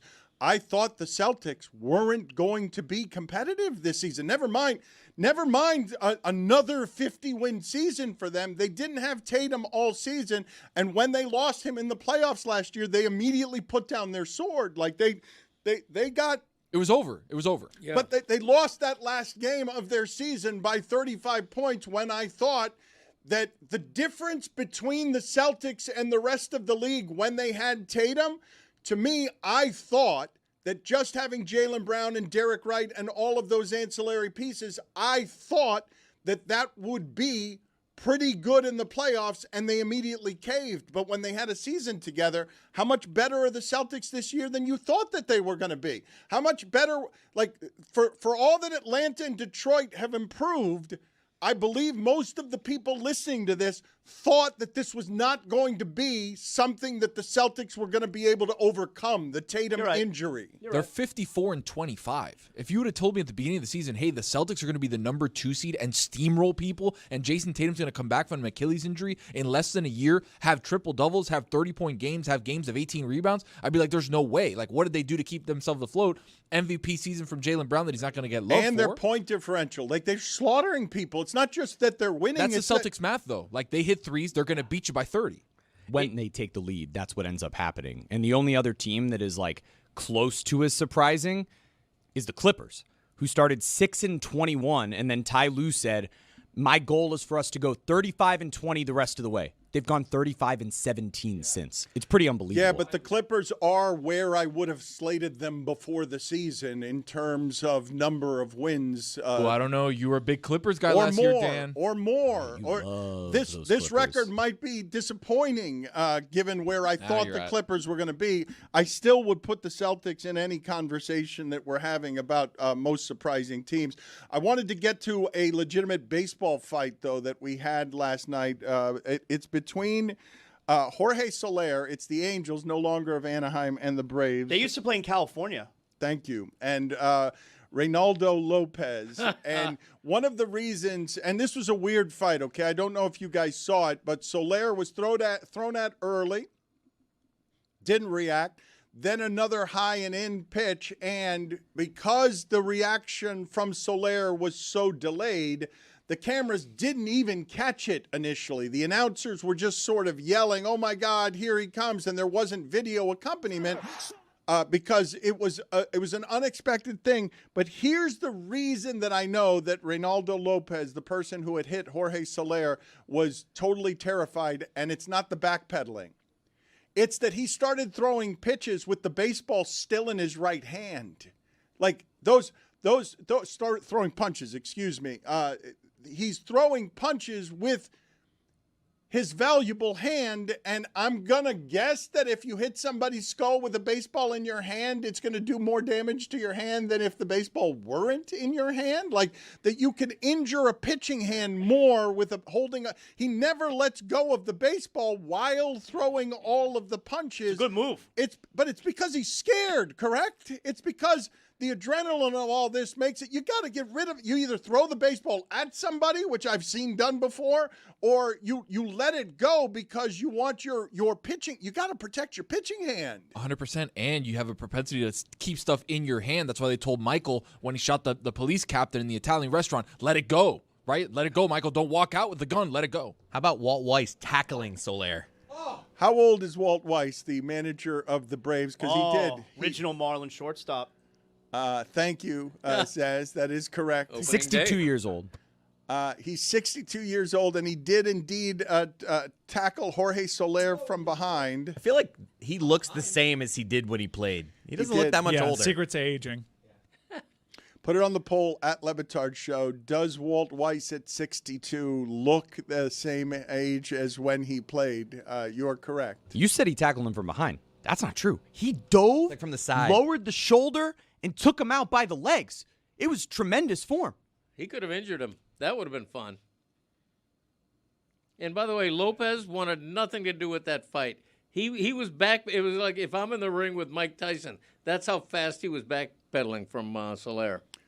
Walt Weiss did tackle him from behind at the legs. I don't know why it is that you would feel the need to make that correction. Because it's more impressive. He did. It was an NFL style tackle, and I haven't actually seen a coach or a person of that age do exactly that since Jeff Van Gundy was hanging from the calf of Alonzo Mourning during a fight on the court. This is better. What do you mean this is better? This is better. I mean, hanging on by somebody's calves or taking the guy down. Imagine if Jeff Van Gundy did a double leg takedown of Zoe. It's Islam Makhachev. So you're saying it is better in terms of tackling form and just general fighting ability. Here's the question. You ask this guy, hey, are you proud of that picture right there? And you ask Jeff Van Gundy, hey, are you proud of that picture right there? Well, See that who's part the is answer true. That is true, but Alonzo Mourning is 6'10", and Jorge Soler is not, so that the optics of some of that. I've told you before that Jamal Mashburn, this is just such a funny detail from that fight, that given the size of Alonzo Mourning's calves, I don't know why Jamal Mashburn had this particular thought, but evidently Jamal Mashburn was like on his side and seeing a bunch of legs and everything everywhere. And from his vantage point, for some reason, when he saw Jeff Van Gundy attached to Alonzo Mourning's calf, he thought to himself in the middle of a fight, why is Jeff Van Gundy holding on to a horse? Like because of the size of Alonzo Mourning's calves, because he's 6'10". Jorge Soler, though, is pretty menacing, and when he got angry, he looked like he knew how to fight. Baseball fights don't usually look that way. Like they don't. It's a lot of scrum and stuff. But if someone had connected here, there would be suspensions. He did connect. I mean, connect in a way that knocked someone out. He Oh, did. okay. Yes, he did connect with. There will probably still be suspensions. 100%. Do you think he gets suspended like more games than he would have because he did punch him with the baseball? I think once you throw a punch, I don't think it matters whether the ball's in your hand. Like as far as the league is concerned. But do you guys agree with me on the premise that it's more dangerous if you're a pitcher with your pitching hand to have the baseball while throwing the punches? No, than... I think the kinetic energy of you hitting whatever it is, like it traps in the ball. I feel like you could smash your finger though against the ball. Yeah, I'm with Dan. I think it could. But if you actually throw a be. punch bare hand, you could break your hand. I mean, like I don't think you break your hand by holding a ball. And hitting. Brass knuckles are something that would administer more damage. But I guess let me ask the question another way. If you were entering a fight, any of you, and trying to maximize damage, would you hold the baseball or would you discard the baseball? If you were trying, you're in agreement with me that he's in a panic situation and has forgotten to drop the baseball, correct? So I told Michael Corleone drop the gun. Throwing the baseball at that point blank range, that's the worst. If he just like there are stories I have seen, and we can find video of. I think Juan Marichal famously did that once upon a time. Just threw it at a charging batter. But also there are stories of hitters throwing the bat. Like if you're in a fight, I'm surprised more guys don't bring the bat. I mean, you're already probably because you could get arrested. Yeah, but you're in a rage. Like that's not how rage works. Like once you're in the fight, like some of these things are happening with the emotion of the moment, and I would understand if somebody went out there with a bat or threw the baseball. Yeah, because I would understand that rage grabs somebody and they're not thinking correctly. That crimes of anger or passion sometimes have a lot of lack of logic in them. Walt Weiss was basically tackling Derrick Henry. He's a black belt. Soler 6'3", 235. Jeremy just told me Walt Weiss a black belt. Taekwondo. And that still shot he has over there. I mean, he's got the top of his From head the front. going straight from the front. It's not from behind. He's not a coward, Dan. Right? Just head on. Right in the groin. Okay, you guys are looking at different things Look, than I it's saw. right there. No, His just head is- when I watched the video, I thought that Soler was tackled from behind in the scrum, so I got it wrong. My bad. Yeah, that you can't do that. You guys are looking at Walt Weiss heroically. I'm looking at a manager who did something very dangerous. If he would have injured Jorge Soler, imagine how this conversation would be going. You can't tackle your own player. You have other players to do that, to get, not to tackle him, but to get between him and Lopez. Walt Weiss shouldn't have done what he did. Well, it wasn't his own player. He should, all the more reason. I can walk us through this if you guys want. You see here, we clearly have, there's his head, okay? And then there's the start of his belt. Come on. And then you see his head's going in this direction. There you go. And then, and then he gets right around there, and there's a lot of contact right there. Yep. Speaking of the way that rage works, can you guys do me the favor, please, of getting the video of Medvedev losing his mind? Nobody does a temper tantrum the way that tennis does a temper tantrum, and this. Why is that? You've got a lot of babies. It's an individual sport. The frustration runs high, and sometimes because of the precision of the sport and the loneliness of the sport, people get very frustrated with themselves. And where do you put that frustration? I feel like maybe it's because there's no manager or coach to scold you for your behavior. Well, there are coaches, but it's not a team sport, and you are your own. There are coaches, right? But he's in the stands, and you can't communicate with him, right? You'll spend about 90% of your time practicing on a hard court conventionally, and then for a month and a half of the tennis season, they decide, hey, we're going to have you play on baking powder. And clay court season does some people a great deal of service, the most athletic of tennis players, and others it makes them melt down. And Daniil Medvedev is always good for a meltdown. Really bizarre season for Medvedev. It seemed like he was toast. Then he beat Alcaraz in Indian Wells, made it to the final against Sinner. Then he gets double bageled in the Miami Open. And here he is playing against Berrettini in Monte Carlo. Clay court season is underway. Double bagel, 6-0, 6-0. And Medvedev gives us a classic meltdown. That's funny. That's the biggest loser since Gino Auriemma. It's made funnier with the accent, though, describing it. Yeah. Goodness me. I agree. Plus, break the racket the first time. If you're going to break a racket, you got to do it right. All right, let's get my dad a racket. You can't break a racket on the first time. It can't take five. It can't take five of those. I could break a racket on the Wait, first time. let's watch. We're gonna get you a racket. You think you? Yes. We're going to get him a racket. Yeah. You cannot break it on the first time. I mean, if it's a wooden racket, that goes without saying. Just let me see if I I have played this. with wood back in my day. I mean, I played with wooden Hey, racket. Although there were a couple of times. No, I'm just kidding. Playing with wood. What a great name for a autobiography. Let me again frame for you what Greg Cody is alleging. Medvedev is how tall? How tall is Medvedev? Because there are a lot of physics involved here in this particularly long person taking from the base of his feet to the end of his fingers the sling velocity rate to throw that racket on the ground, making it look like one of his ace serves. How tall is Medvedev? 6'6". Okay, so you believe that Medvedev, who is doing this as passionately and as rage-filled as he can, 6 times he is throwing the racket down with the intent of trying to shatter it in pieces. Right. You believe that you, a 70-plus-year-old man, could have more force in your racket than a professional tennis player who is throwing this racket down 6 times and isn't able to make it totally splinter the way that you would like it splintered. Right, and the weird thing is he practices racket throwing. I don't.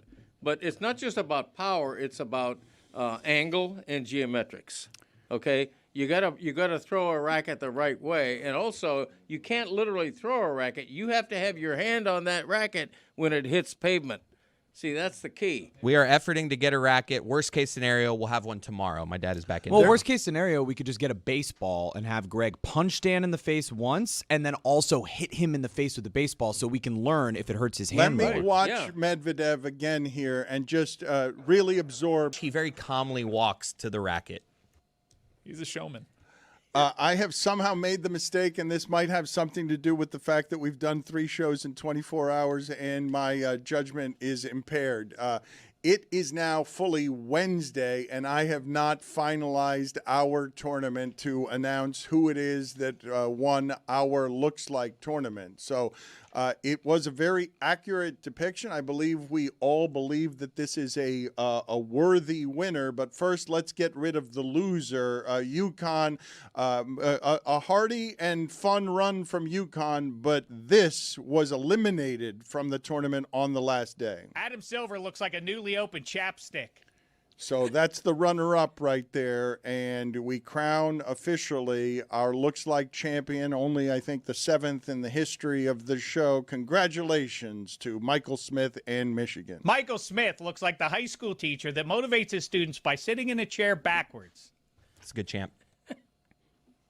Not up for dispute, correct? Everybody believed that was a worthy 1 seed, and not unlike Michigan, right? I mean, I believe that a whole lot of people would have said all season that Michigan was the best team in the sport. They lost to Duke. They lost to Wisconsin. They lost a game. Was it Wisconsin? They lost a game to Purdue.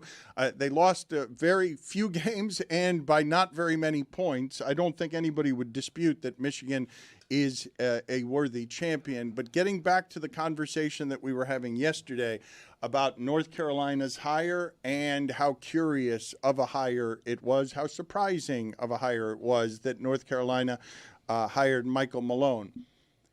When people say that North Carolina's job by hiring Michael Malone, it shows you that the blue blood has fallen. What do you guys make of the fact that they have paid Michael Malone something that makes him one of the highest paid coaches anywhere in the sport? Or are you asking, is it desperation from UNC or desperation from Michael Malone? Well, the way that some of this is being framed is they had to settle for Michael Malone because some of their best candidates aren't something that they wanted, but they're paying him as if he is the most coveted of candidates. And I don't know that they necessarily had to pay him that way in order to get him. I think Nick Wright made incredible points. That the NBA, outside of Miami and San Antonio historically, it doesn't matter if you've won a championship. Look at Budenholzer. Like, they can you quickly. It's a lot like international soccer in that way. You've worn out your welcome, we'll move you out. Whereas if you're successful, doesn't matter if you're abrasive, if you rub players the wrong way. If you're successful in college basketball, you have job security. What happened to Michael Malone in the pros does not happen to him in college. That's every pro sport now, isn't it? I would say it's almost always been like that. I've remembered making the argument on behalf of I'd rather be Bobby Bowden than an NFL coach because I could stay somewhere for 15 or 20 years in a way you rarely can in the NFL. Do you guys remember? This is a fairly shocking thing to say. When Dave Wanstedt was the coach of the Miami Dolphins, there were reports that the University of Miami had offered him a 20-year job. That's not a contract anybody in the NFL is ever willing to give you. Rick Pitino is golden forever at St. John's now, but he didn't last in the pros. He was run out of the pros in New York and in Boston, even though he's clearly and obviously exceptional at what he does. While college basketball recruiting is a bit of a grind, you have to be on top of recruits and do a whole bunch of stuff that you don't have to do in the pros. It's not like college football. Isn't recruiting easier now, though, because of the money? You have to sell people on your vision a little bit more and what kind of coach you are. And Michael Malone, compared to his contemporaries, can say, I won an NBA championship in the last 3 years. I'm pretty good at what I do. And the money's going to work out for North Carolina. They're not going to miss out typically on a person for money. And you only have to worry about a handful of recruits every year and occasionally dipping in the portal. Whereas in college football, you have a huge roster that literally takes up all of your free time. It's all encompassing. I do think that it's a little bit easier to be a college basketball head coach, especially one at North Carolina that has such a great system in place. And Michael Malone's not just selling Michael Malone; he's selling the North Carolina brand and whatever their NIL treasure trove is. I mean, that's still a program. I mean, if you're any coach, the idea of lifting North Carolina back up, why wouldn't you covet that job? For me, that's one of the 5 best jobs in college basketball. I will right? tell you why.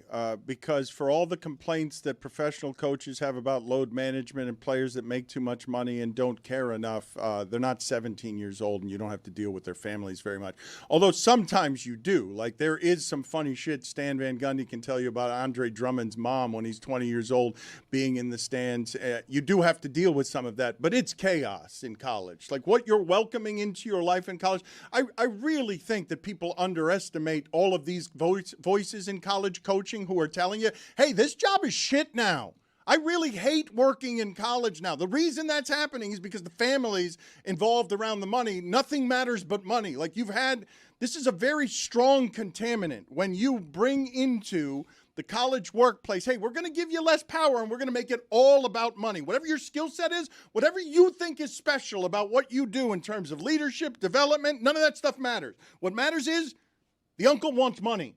The mother wants money. The dad wants money. The brother wants money. Like this is a thing that I believe we're underestimating when the coaches are telling you themselves.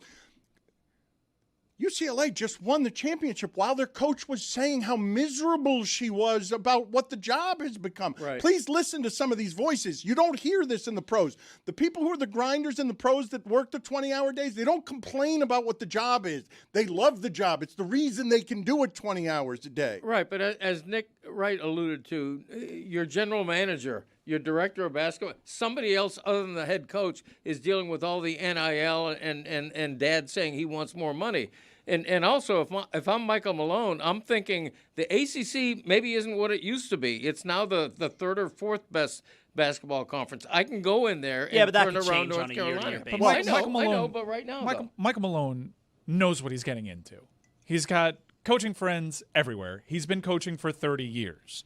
And I don't think that we should just gloss over the choice that he made. Michael Malone would be hired in the NBA. I don't know. I don't know why you keep thinking that. He's a championship-winning coach. Well, he wasn't last offseason. There was like one job that Michael Malone would consider taking last year when the job cycle opened up. It was a bunch of rebuilding teams in the New York Knicks. He didn't get that job. Mike Brown could get fired this playoff season, and he'd be right back in that mix. Michael Malone would get hired again. Okay, if I can, though, and I've told you this before, when it comes to Chris Bosh, I found him illuminating when he joined the Miami Heat, and whatever his idea of it was and what people would say, well, you knew what you were getting into. Chris Bosh used to say, you do not know the size of the sacrifice you are actually making until you are making it. And when you say Mike Malone knows what he's getting into, no, he doesn't. Because I don't believe anybody who's coming from pro coaching, no matter how much they've talked to all of their coaches who tell them how dangerous this is, know what it's like to sit in the office the first time you care about a kid and you've now got a problem in front of you you've never seen before in your history in management because whatever the business deals with this in the NBA. Contract disputes. You don't think he deals with immature people in an NBA locker room? Like, look at how he lost his job. College basketball is closer now than it ever has been to the NBA.